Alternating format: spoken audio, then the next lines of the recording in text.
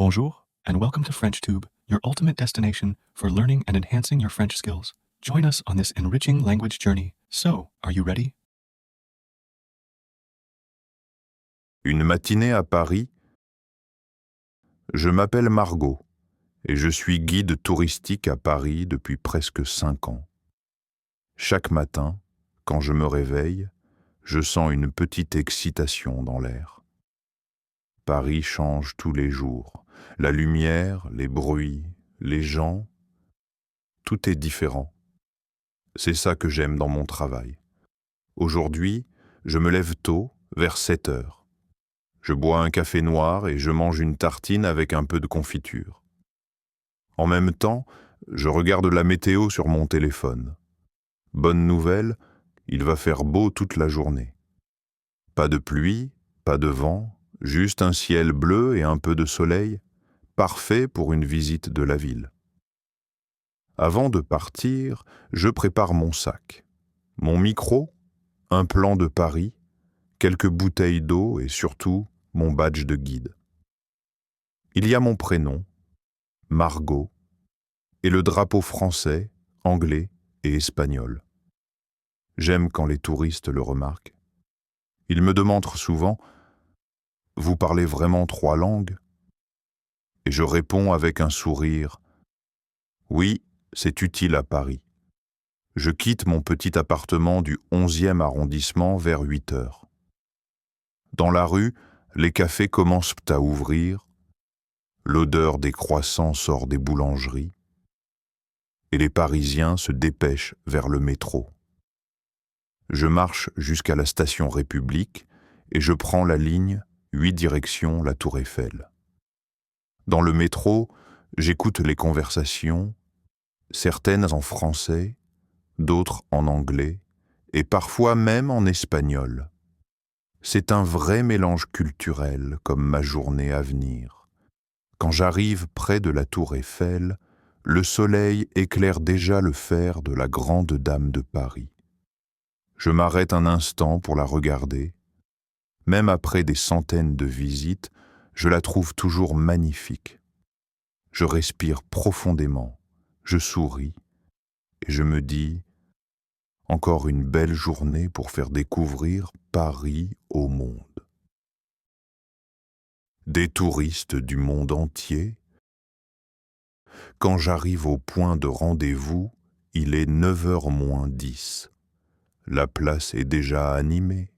Des groupes de touristes, des familles avec des appareils photos et même quelques vendeurs de souvenirs. Je repère mon groupe tout de suite grâce à leur drapeau miniature. Il y a des visages curieux et souriants. Un couple d'Angleterre, une famille d'Espagne, 2 amis du Canada et un étudiant allemand. J'adore cette diversité. Chaque nationalité apporte une énergie différente. Je m'approche d'eux avec un grand sourire. Bonjour à tous, good morning, buenos dias. Tout le monde rit et applaudit. J'entends quelqu'un dire « Oh, elle parle espagnol aussi !» Et anglais, ajoute une autre voix. Je sens la tension disparaître immédiatement. C'est ça, le secret d'un bon début de visite. Créer une ambiance détendue. Je commence par me présenter.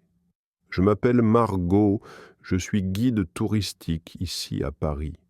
Je vais vous accompagner pendant toute la journée. Nous allons visiter les lieux les plus célèbres de la ville, mais aussi quelques coins un peu secrets. Je dis cette phrase d'abord en français, puis en anglais, et enfin en espagnol. Cela prend du temps, mais j'aime voir les sourires sur leurs visages quand ils comprennent. Une petite fille espagnole, Sofia, lève la main et me demande « Margot, tu parles toutes ces langues depuis quand ?» Je ris doucement. « Depuis longtemps. J'ai commencé l'anglais à l'école, puis j'ai appris l'espagnol pendant mes études à Madrid. Et maintenant, je les utilise tous les jours. » Les parents de Sofia me regardent avec admiration. L'un d'eux me dit en espagnol « Quelle chance vous avez, vous travaillez dans la plus belle ville du monde. » Je lui réponds en souriant « Oui, et avec les gens les plus gentils. » Avant de partir, je distribue des autocollants colorés à chacun pour identifier notre groupe. Sur l'étiquette, il y a un petit dessin de la tour Eiffel. Les enfants sont ravis. Pendant que tout le monde s'organise, je vérifie la liste des participants et mon itinéraire. Aujourd'hui, nous commençons par la tour Eiffel, puis nous irons au Louvre, avant de terminer dans un café typiquement parisien. Quand tout le monde est prêt, je lève ma petite pancarte bleue où il est écrit « Tour de Paris, Margot ». C'est parti, dis-je avec enthousiasme. Le groupe se met en marche et je sens cette belle énergie qui m'accompagne à chaque nouvelle visite. Dans le fond, j'entends déjà les rires et les conversations qui mélangent plusieurs langues. C'est comme une musique du monde. Et moi, au milieu de tout ça, je me sens exactement à ma place. Une visite pleine de découvertes. Nous commençons notre visite par la tour Eiffel, bien sûr. Pour beaucoup de touristes, c'est le symbole absolu de Paris. En marchant vers le champ de Mars, je sens l'excitation du groupe. Les enfants courent devant, les parents lèvent leur téléphone pour filmer, et certains lèvent la tête avec admiration. Même après des années, moi aussi, je ressens toujours cette émotion. La tour Eiffel est impressionnante. Peu importe combien de fois on la voit, je raconte un peu son histoire. La tour Eiffel a été construite en 1889 pour l'exposition universelle. Au début, beaucoup de Parisiens la détestaient. Le couple anglais rit. Vraiment ? Ils n'ont pas aimé ? Non, pas du tout, dis-je en riant. Ils disaient que c'était un monstre de fer. Mais aujourd'hui, elle est le monument le plus visité du monde. Comme quoi, tout peut changer. Je les accompagne jusqu'au 2e étage d'où la vue est magnifique. Le ciel est clair et on peut voir le Louvre, Notre-Dame et même Montmartre au loin. Les touristes me demandent de prendre des photos d'eux. J'adore ce moment. Leurs visages souriants, le vent léger, le bruit des rires en plusieurs langues. C'est vivant, simple et tellement humain. Après la tour Eiffel, nous reprenons le bus pour aller au musée du Louvre. Dans le bus, je profite du trajet pour leur parler un peu de l'histoire de Paris. Paris est une ville ancienne, dis-je. Elle a plus de 2000 ans. Elle a changé beaucoup, mais elle garde toujours son âme. Une dame canadienne m'écoute attentivement. C'est vrai, dit-elle. Chaque rue a une histoire. Je hoche la tête. C'est exactement ce que je ressens aussi. Au Louvre, nous entrons par la pyramide de verre. Le contraste entre le moderne et l'ancien fascine toujours les visiteurs. Je montre la Joconde, la Vénus de Milo et les noces de Cana. Les touristes sont émerveillés. Je leur explique quelques anecdotes amusantes pour rendre la visite plus vivante. Par exemple, quand je parle du vol de la Joconde en 1911, les enfants ouvrent de grands yeux. « Elle a vraiment disparu ?» demande Sophia. « Oui, pendant 2 ans. C'est un Italien qui l'avait volée. »« Incroyable !» dit-elle. Nous finissons la visite dans un petit café près du musée. Tout le monde s'assoit, fatigué mais heureux. Le serveur apporte des cafés, des jus d'orange et quelques croissants. Les touristes échangent leurs impressions, comparent les photos et rient ensemble. Je regarde mon groupe avec fierté.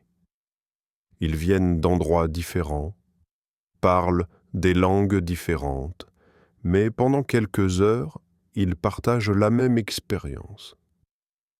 Et moi, j'ai la chance de la rendre possible. Une fin de journée heureuse.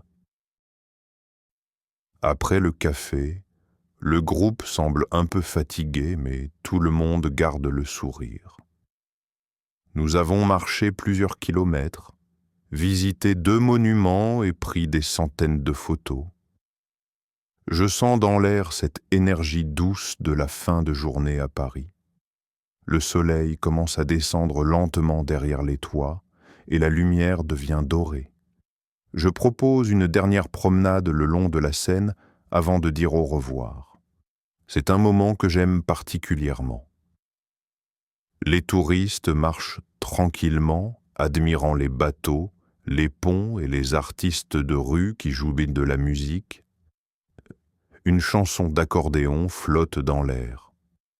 Sofia, la petite fille espagnole, me prend la main et dit « Margot, c'est comme dans un film, je ris. » Oui, c'est vrai.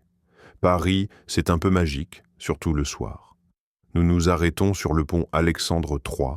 De là, on voit la tour Eiffel qui commence à scintiller. Tout le monde sort son téléphone pour filmer. Je compte jusqu'à 3 et dis « 1, 2, 3. Regardez !» Les lumières se mettent à briller et j'entends des « oh » et des « ah » émerveillés. Même moi, après tant d'années, je ne me lasse jamais de ce spectacle. Quand la visite se termine, je rassemble le groupe pour une dernière fois. Merci à tous pour cette belle journée.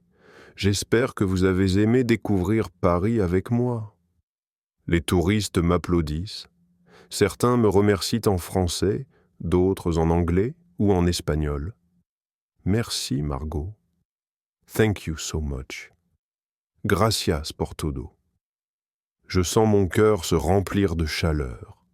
Ces mots simples sont la plus belle récompense de mon métier. Après leur départ, je reste encore quelques minutes près de la Seine. Le vent est doux, les lumières se reflètent sur l'eau et la ville semble paisible. Je pense à ma journée, les sourires, les conversations, les petites erreurs de langue qui font rire et la joie de partager ma passion. Je me dis que j'ai beaucoup de chance. Être guide touristique, ce n'est pas seulement parler de monuments, c'est aussi créer des souvenirs pour les autres et pour moi aussi. Je rentre chez moi fatiguée, mais heureuse. Et avant de dormir, je pense déjà au groupe de demain. Une nouvelle journée, de nouvelles langues et encore un peu de magie parisienne. This is the end of the video. If you like our method, please hit the subscribe button and turn on notifications to stay updated with the latest learning videos.